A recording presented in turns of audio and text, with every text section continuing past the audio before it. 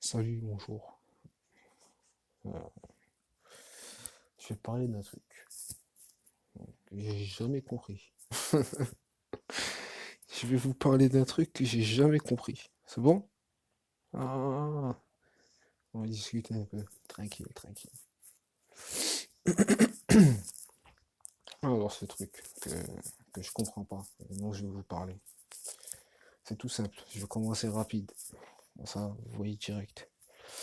Alors, j'ai jamais compris pourquoi, dans le plus du trois quarts des films hollywoodiens, ou tous les films qu'on peut voir dans l'industrie du cinéma. Pourquoi c'est toujours l'homme blanc, le héros du film. Le héros du film qui sauve la planète entière, même la maison de tes parents au bled, il la sauve. Ouais, t'as pas ta gueule. Chut. Voilà. Ça, j'ai jamais compris. Voilà.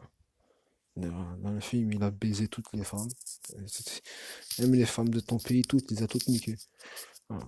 Il a sauvé le monde et c'est toi le méchant derrière aussi. Ça, j'ai oublié de te dire.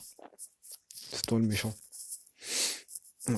Mais ça, j'ai jamais trop. Enfin, je commence à comprendre.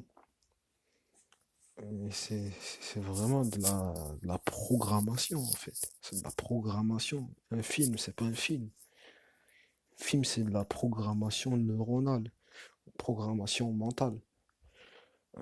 Hein. Voilà, donc ça me questionnait en ce moment, tu vois. Ça me questionnait. Parce que on vit dans un pays qui se vantent de la multiculturalité, ou je sais pas comment on dit ça, mais tous les films qu'on voit, puis même sans parler que des films, on parle des politiques ou même ne serait-ce qu'à la télé, de tous les présentateurs télé, surtout sur les chaînes les plus regardées, c'est toujours des blancs.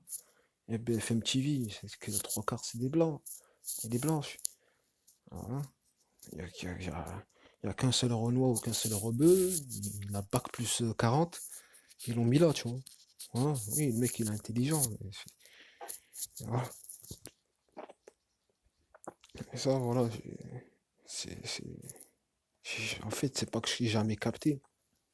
Oui, j'ai jamais capté, mais aujourd'hui, en grandissant, bah, je commence à comprendre un peu pourquoi. Et c'est très révélateur, hein. C'est très révélateur aujourd'hui quand t'entends un blanc qui se plaint un peu trop rapidement du racisme anti-blanc. Ben moi, c'est ça que j'ai envie de lui répondre à cette personne-là. T'étais où depuis ces 20 30 ans que l'industrie du cinéma nous fait bouffer de la programmation mentale où tu t'imagines que c'est le blanc qui te sauve, qui va baiser ta femme aussi, tu vois. Que tu dois l'aimer pour ça aussi. Voilà. Il te fait la guerre, il t'a défoncé de toutes les manières possibles, tu vois, toi et ton pays, tu vois. Et voilà, on doit l'accepter. Voilà. Donc vous, ceux qui se plaignent du racisme anti-blanc, vous étiez où pour dénoncer ça? Depuis ces 20 30 ans où l'industrie cinématographique vous met sur un piédestal, comparé à ceux qui se font diaboliser, comme les Noirs et les Arabes. Après, les Russes et les Allemands aussi. Voilà. Les Russes, les Allemands, les Noirs et les Arabes. Voilà. C'est, on doit être diabolisé. Voilà. Et ceux qui vont me dire, ouais, c'est que des films, c'est rien. T'es pas conscient de ce qui t'entoure, en fait. T'as peut-être même pas de conscience tout court, en fait. C'est tout. Ou t'es un hypocrite. Franchement, j'opterais plus pour ça, tu vois.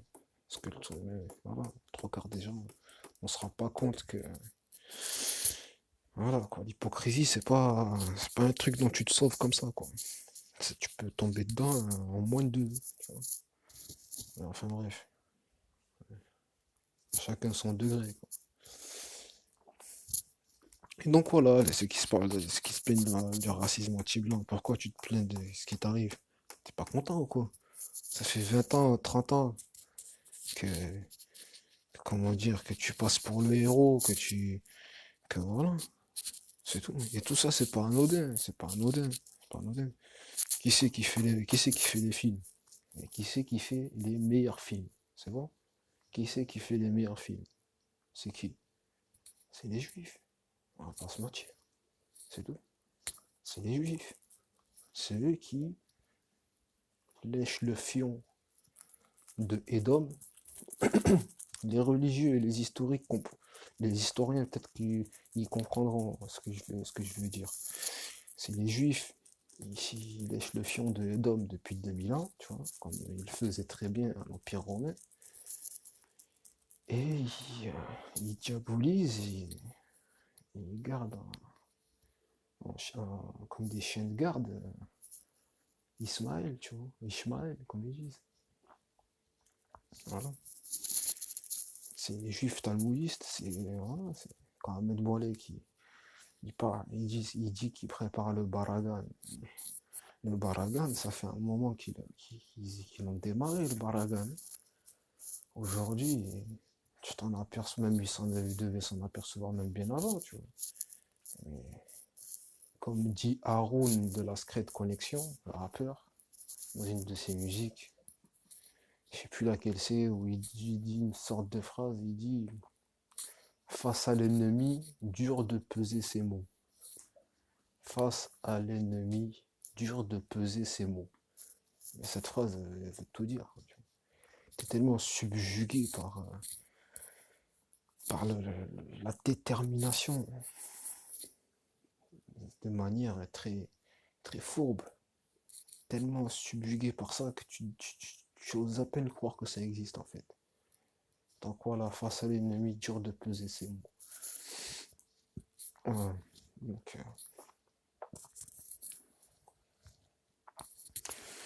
voilà. Les juifs, ils préparent le baragan. J'ai vu que Edom, il a eu comment dire, sa période, il a eu son âge d'or, Edom. Sauf que son âge d'or à Edom, il est fini depuis un moment. Et en fait, l'âge d'or de Edom sur lequel il loge aujourd'hui, c'est l'âge d'or des Arabes, en fait. Si on suit les choses dans l'ordre, de manière historique, aujourd'hui, c'est l'âge d'or des Arabes. Et les Juifs, ils veulent pas. Voilà, moi, c'est comme ça que je le vois. Les Juifs, ils veulent pas. C'est tout. On peut. Voilà, les Juifs, ils veulent pas.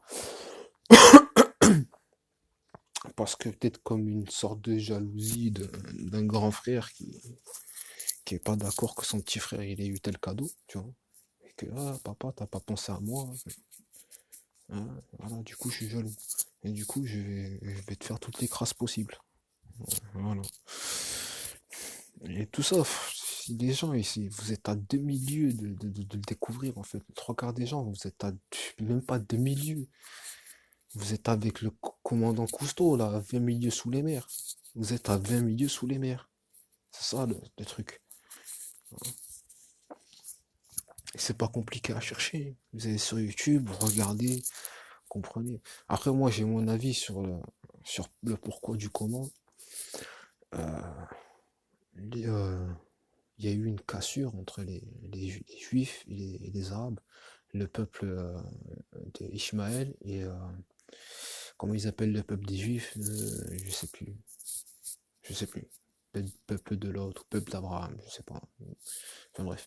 En gros, du gros pour moi, comment expliquer cette cassure?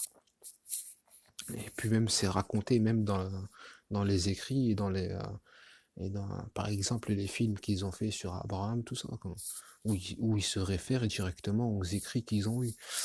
Donc et à un moment donné, voilà, à un moment donné, euh, Abraham, voilà, il a entendu le Seigneur, il lui a dit que de partir de la maison de son père pour aller à- dans sa nouvelle nation, dans l'endroit où il devait trouver. Voilà.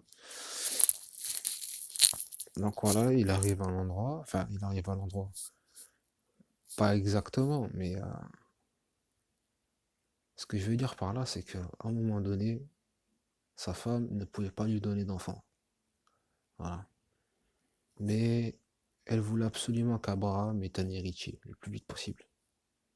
Donc, elle a envoyé sa meilleure servante, on va dire, qu'elle avait rencontrée, enfin sa servante, c'était sa servante, voilà, c'est bien le mot, qu'elle avait rencontrée lors de leur passage en Égypte où le pharaon, voilà quoi, renseignez-vous et vous verrez. Et c'est là où elles se sont connues, elle s'appelait Agar, voilà. Sarai et Agar. Voilà, Sarai c'est la femme d'Abraham. Et Agar, c'est celle qui donnera le premier-né d'Abraham, c'est-à-dire Ishmaël. Voilà. Et donc voilà, pour moi, comment je vois le conflit aujourd'hui, les Arabes et les Juifs, ben, je le vois comme deux femmes qui se disputent en fait. Je vois Agar et Sarai, voilà, c'est faire la guerre comme vous pouvez le voir sur les écrits ou dans les films. Donc voilà. Et vu ceux qui sont à la tête du pouvoir, ça ils sont au courant de ce que je vous dis. Et peut-être qu'ils instrumentalisent cette haine aveugle. Parce que les femmes, quand elles ont la haine, quand elles se font la guerre entre elles, il n'y a pas de traité de paix. La paix, on ne connaît pas la paix. Les femmes, quand elles se font la guerre, la paix, non, non, non. Une fois qu'elle en a fini avec toi, elle va s'occuper de ta descendance. T'avais des rois aussi, comme ça, tu vois. Mais voilà, les femmes ne faisaient pas exception à la règle. Donc, euh, donc voilà, il n'y a rien d'anodin. Rien d'anodin. Moi, après, c'est ma vision en moi. Pourquoi le Seigneur, il a dit à Abraham, tu vas me donner ton fils. Voilà, il a mis à l'épreuve. Pourquoi il a fait ça? Qu'est-ce qu'il a fait juste avant Abraham pour mériter un tel test de la part du Seigneur? Parce qu'il faut dire ce qui est, c'est un test des- des- des plus hardcore que l'homme pourrait rencontrer. Que le Seigneur lui dise, sacrifie-moi ton fils. Voilà. Et c'est quoi? Pourquoi il a mérité ça, Abraham? Pourquoi? Parce que Sarai, elle est venue embrouiller Abraham. Elle lui a dit, écoute, elle lui a bouffé le cerveau. Il a dit, écoute, Agar, voilà, son fils, il va grandir. Voilà. Il va y avoir une rivalité entre elle et moi. Ça va s'envenimer. Et voilà, elle va faire en sorte de, de te détrôner ou de prendre ta place ou par le biais de Ishmaël, tu vois. Il a bouffé le cerveau, tu vois. Comme aujourd'hui, les femmes sont capables de bouffer leur cerveau à leur mari pour qu'ils fassent tout et n'importe quoi. Donc lui, Abraham, ce qu'il a fait, il a écouté sa femme. Et donc voilà, il a été obligé de dire à Agar et Ismaël de partir, quoi. Donc ils sont partis, ils se sont retrouvés dans le désert, ils ont failli mourir. Et le, le Seigneur a envoyé un ange qui les a secourus, et de ce fait, ils ont survécu. Donc le Seigneur, ça c'est... Y a rien qui passe, hein. Qu'est-ce que tu crois? Qu'est-ce que tu crois, mon pote? Tu veux la justice absolue? Ah ben voilà, il faut pas faire des trucs comme ça. C'est tout. Donc voilà, pour moi, aujourd'hui, ce qui se passe, c'est ça, hein. C'est... Parce qu'après, on va parler du peuple de Lot et tout, comment dire, cupides, qui aiment l'argent, qui sont prêts à vivre avec Sodome et Gomorre pour pouvoir jouir de la vie qu'ils veulent avoir. Sans parler d'eux, oui, ce sont peut-être certes des gens pas très éduqués, pas très, à qui on peut reprocher des trucs. Mais dans ce cas, dans ce cas-là, on est tous coupables parce qu'on est pareil qu'eux, tu vois. Voilà. Et donc voilà, derrière ça, il y a toute une instrumentalisation des plus rigoureuses, des plus rigoureuses. Voilà. C'est peut-être pas dans l'avantage des juifs qu'il y ait les Torah, hein. Je pense pas que ça soit eux.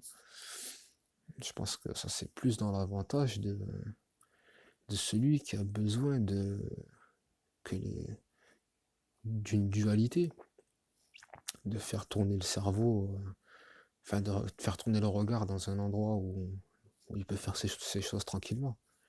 Voilà. En gros du gros, quoi. C'est tout.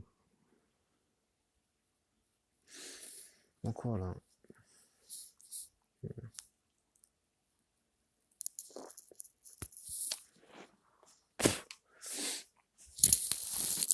Moi, franchement,